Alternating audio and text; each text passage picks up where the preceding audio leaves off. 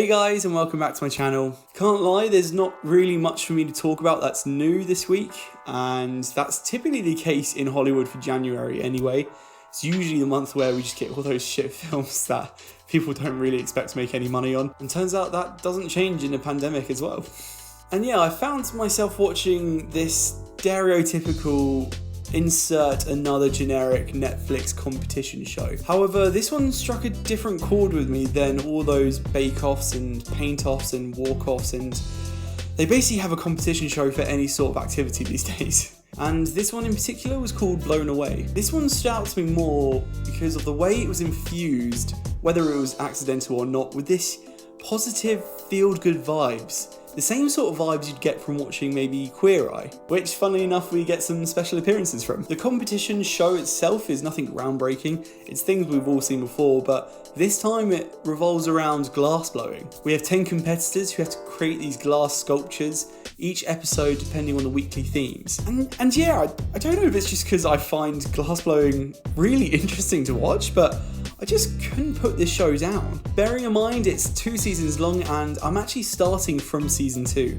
Find with a lot of these competition shows on Netflix, the first season's a little bit rough around the edges and it takes them a while to get the kinks under and to learn what it is that actually makes their show work. I'm currently going through season 1 now, so I'll let you guys know if it's as good as season 2. But yeah, the work behind this profession is so much more complex and magic than I thought. And each episode left me in awe with how cool some of these designs were, and also the techniques that are used in order to create these. And there's just this really healthy mix of competitors who, for the most part, are just incredibly humble. There's a couple of annoying ones, but you don't get that stereotypical American cheesiness that you do find in the others.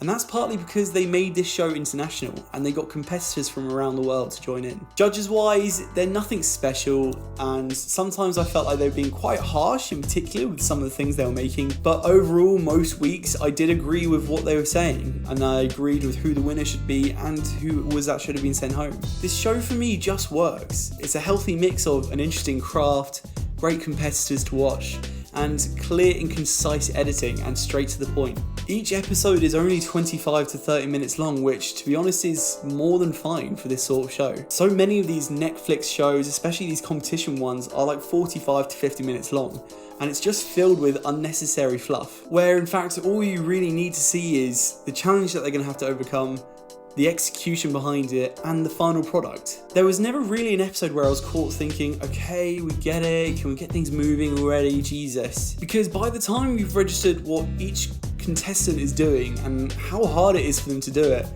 you've already reached the end of the episode nearly, and before you realise it, you're seeing their work. So with 10 episodes being 25 to 30 minutes long, this is about 4.5 hours of entertainment.